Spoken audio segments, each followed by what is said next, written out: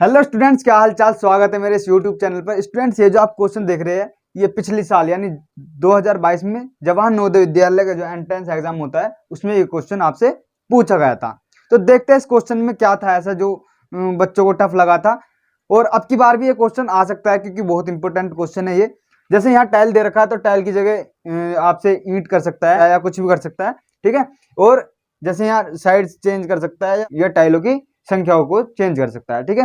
तो students start करते हैं इस क्वेश्चन को बिना टाइम वेस्ट करें। एक कमरे की लंबाई 15 मीटर है। कितनी मीटर है? 15 मीटर। तो कमरे की लंबाई कितनी है? 15 मीटर। कमरे की लंबाई, ठीक है, 15 मीटर।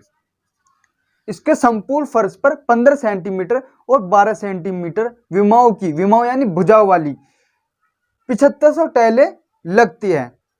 कितनी टाइलें लगती है? 7500 टाइलें। कहाँ लगती है? फर्श पे लगती है। कमरे का जो फर्श है उसमें 1500 टाइलें इन्होंने बिछाई है, ठीक है। अब ये बोल रहा है कि कमरे की चौड़ाई कितनी होगी। कमरे की इसने लंबाई आपको बता दिया 15 मीटर और आपको टाइलों की जो है लंबाई चौड़ाई बता दिया कितनी कितनी, 15 सेंटीमीटर और 12 सेंटीमीटर, ठीक है। टाइलों की संख्या बता दी है 75 सेंटीमीटर, ठीक है। स्टूडेंट, इस क्वेश्चन को सोल्व करने से पहले मैं अगर आपसे बोलूं, ये मेरे पास, जैसे आप इसको टाइल मान सकते हैं, क्या मान सकते हैं? टाइल मान सकते हैं इसको, ठीक है। अगर मैं आपसे बोलूं कि ये जो मेरे पास ये ऐसी ऐसी टाइल है, ये मेरे बोर्ड पर जो है ये 50 लग सकती है, ऐसी ऐसी ये 50 हम लगा सकते हैं पूरे बोर्ड पर, संपूर्ण बोर्ड पर, संपूर्ण यानी पूरे बोर्ड पर, ठीक है। कितनी लगा सकते हैं? 50। तो इसका क्या मतलब हुआ? यानी कि जो 50 टाइलों का क्षेत्रफल है, 50 टाइलों यानी इसका जो क्षेत्रफल है वो किसके बराबर होगा? मेरे एक बोर्ड के बराबर। 50 टाइलों का क्षेत्रफल मेरे इस एक बोर्ड के बराबर होगा। अगर मैं आपसे बोलूं ऐसे ऐसे 30 टाइल जो है इस बोर्ड को पूरा कवर कर सकते हैं। पूरा कवर करने का मतलब इसके क्षेत्रफल को पूरा कवर कर सकते हैं, ऐसे ये। तो इसका क्या मतलब है? यानी कि 30 डिब्बों का जो क्षेत्रफल है, इन 30 डिब्बों का जो क्षेत्रफल है वो किसके बराबर हो जाएगा? किसके बराबर हो जाएगा? हमारे इस बोर्ड के बराबर हो जाएगा, ठीक है। तो स्टूडेंट्स, इसी तरह का ये क्वेश्चन है। कमरे की लंबाई दे दी है इसने, कमरे की लंबाई दे दी है इसने 15 मीटर। कमरे की लंबाई दे दी यानी कि इसने फर्श की लंबाई दे दी आपको। भाई जितनी आपके रूम की लंबाई है इतनी आपके रूम के फर्श की लंबाई होगी, ठीक है। तो यानी कि इसने किसकी लंबाई दे दी? आपको फर्श की लंबाई दे दी, ठीक है। तो अब इसके बाद कह रहा कि इसमें टाइलें लगी हुई है 15 सेंटीमीटर की और 12 सेंटीमीटर की। कितनी टाइलें लगी हुई है? 7500। यानी कि 7500 टाइलों का जो क्षेत्रफल होगा, 7500 टाइलों का क्षेत्रफल होगा वो किसके बराबर होगा? आपके जो कमरे का जो फर्श है उसके क्षेत्रफल के बराबर। जैसे मैंने आपको अभी लगा करके दिखाई थी ये टाइल कि 50 टाइलें लग रही है इसमें, यानी कि इसका क्या मतलब हुआ? 50 टाइलों का जो क्षेत्रफल है वो मेरे बोर्ड के बराबर है। तो इसी तरह फर्श में कितनी टाइलें लगाई है इसने? 7500। यानी कि 7500 टाइलों का क्षेत्रफल कितना हुआ? एक फर्श के क्षेत्रफल के बराबर, ठीक है। तो हम लिख सकते हैं फर्श का क्षेत्रफल, फर्श का क्षेत्रफल बराबर 7500 टाइलों का क्षेत्रफल। लिख सकते हैं ना? लिख सकते हैं, लिख सकते हैं, ठीक है। मैं आपको दिखाता हूं किस तरह से ये लगाने के लिए बोल रहा है आपसे। जैसे ये आपको दिख रही होंगी टाइल, ठीक है।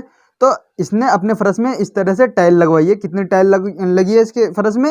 7500 टाइल लगी है। और इसकी टाइल की जो लंबाई चौड़ाई दे रखी है वो 15 सेंटीमीटर और 12 सेंटीमीटर दे रखी है। तो यानी कि एक टाइल का क्षेत्रफल कितना हो जाएगा?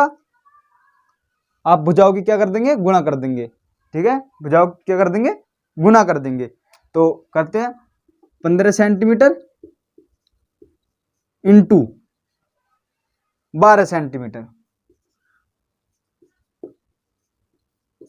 अब ये एक टाइल का क्षेत्रफल आया, एक टाइल का हमें निकालना है 7500 टाइल का क्षेत्रफल, क्योंकि 7500 टाइलों का क्षेत्रफल ही तो फर्श के क्षेत्रफल के बराबर है। तो हम क्या कर देंगे? 7500 से मल्टीप्लाई कर देंगे ना, ठीक है। अब फर्श का क्षेत्रफल कितना होगा? अब फर्श का क्षेत्रफल कितना होगा? फर्श की लंबाई गुना चौड़ाई। अब लंबाई कितनी दे रखी है फर्श की? 15 मीटर। अब ध्यान रखना ये मीटर में दे रखा है, ये सेंटीमीटर में दे रखा है। अब बच्चे यहाँ कंफ्यूज हो जाते हैं। बच्चे जो है 15 मीटर को 15 मीटर ही लिख देते हैं, जबकि हमें या तो इसको मीटर में बदलना पड़ेगा या इसको सेंटीमीटर में बदलना पड़ेगा। जैसे बोला जाए कि आपको कुश्ती करवानी है, तो कुश्ती आप ऐसा थोड़ा ना करवाओगे कि एक तो ले लिया तुमने हेल्दी पर्सन, पूरा मोटा, मतलब मसल्स वसल्स पूरी, और एक ले लिया दुबला पतला सा। अब उन दोनों को भिड़वा दोगे आपस में? भिड़वा दोगे नहीं। कैसे होनी चाहिए आपस में, मतलब इक्वल के होनी चाहिए। ऐसा नहीं है कि एक दुबला पतला एक मसल्स वाला, या तो दोनों मसल्स वाले होने चाहिए या दोनों जो है दुबले पतले होने चाहिए। तो इसी तरह या तो ये भी सेंटीमीटर में होना चाहिए इनकी तरह, या फिर ये इन वालों को मीटर में होना चाहिए इसकी तरह। ठीक है, तो हमने इसको सेंटीमीटर में रख दिया है, तो इसको क्या कर देंगे, मल्टीप्लाई करके इसको सेंटीमीटर में कन्वर्ट कर लेंगे। ठीक है, तो सेंटीमीटर में कन्वर्ट करने के लिए कितने से मल्टीप्लाई करेंगे, 100 से मल्टीप्लाई करेंगे ना।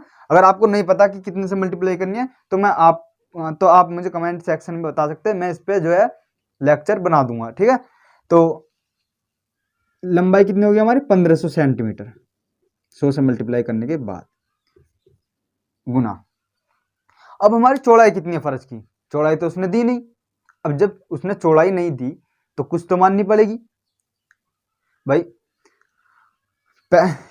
इनको तो दे रखे थे, जैसे आप समझ सकते हैं कि दो पहलवान हैं, दो पहलवानों की कुश्ती करवानी है।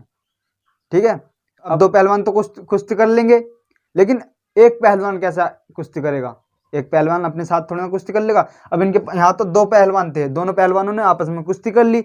अब यहाँ कैसे करी जाए, तो यहाँ दूसरा पहलवान जो ना वैसे मान लेंगे कि यहाँ दूसरा पहलवान है, यानी कि चौड़ाई को कुछ मान लेंगे।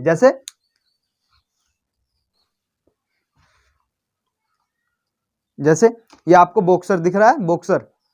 अब इसके पास जो है दूसरा कोई बॉक्सर नहीं है बॉक्सिंग करने के लिए, तो ये किसको मान के बॉक्सिंग कर रहा है, ये जो इसके पास बॉक्सिंग बैग है इसको इसने क्या मान रखा है, कोई बॉक्सर मान रखा है, और इसको बॉक्सर मान करके इसके साथ बॉक्सिंग खेल रहा है। तो जब इसके पास भी कोई लड़ाई करने के लिए नहीं है, यानी कि चौड़ाई नहीं दे रखी, तो हम चौड़ाई को मान लेंगे। तो चौड़ाई को क्या माने, चौड़ाई को कुछ भी मान सकते हैं आप। जैसे उसने बॉक्सिंग बैग मान रखा था, तो आप भी कुछ भी मान सकते हैं इसको। तो चौड़ाई को चाहे चौड़ाई मान लो या कुछ भी मान सकते हैं। ठीक है, तो हमने लिख दिया है चौड़ाई, चौड़ाई का हमने चौड़ाई मान ली। ठीक है,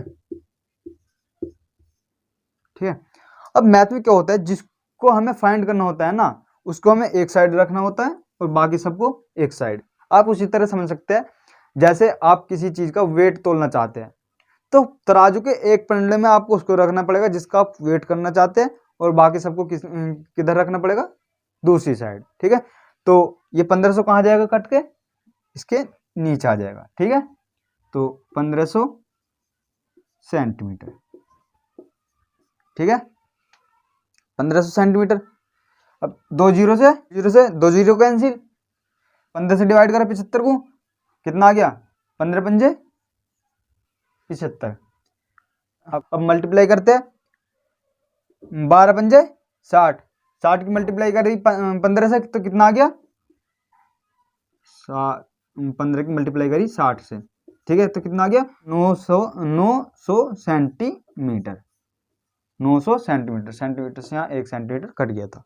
ठीक है, कितना आ गया, 900 सेंटीमीटर। अब अगर उसने आंसर सेंटीमीटर में दे रखा है, तो ये आपका आ गया आंसर, यानी कि आपके आ गई ये चौड़ाई। किसकी आ गई चौड़ाई, कमरे की या फर्श की। ठीक है, किसी की भी आप मान सकते हैं, दोनों की बराबर ही होगी। ठीक है, या अगर आपको मीटर में दे रखा है तो आप इसको मीटर में कन्वर्ट कर लेंगे, यानी कि 100 से डिवाइड कर लेंगे। तो 900 को 100 से डिवाइड करेंगे तो कितना आ जाएगा हमारा, 9।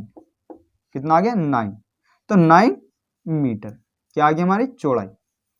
ठीक है, तो अगर वीडियो स्टूडेंट्स आपको पसंद आई हो तो लाइक करना, कमेंट करना और शेयर करना। और हाँ, नेक्स्ट वीडियो को नोटिफिकेशन पाने के लिए चैनल को सब्सक्राइब कर लीजिएगा। तो मिलते हैं अपनी नेक्स्ट वीडियो में, तब तक के लिए बाय। और हाँ, अपनी तैयारी करते रहिएगा। ठीक है, तो क्योंकि जो जवाहर नवोदय विद्यालय का जो एंट्रेंस एग्जाम है वो बहुत ही करीब आ गया, 29 अप्रैल को आपका एग्जाम होने वाला है। तो बेस्ट ऑफ लक। तो ठीक है, चलते हैं, बाय।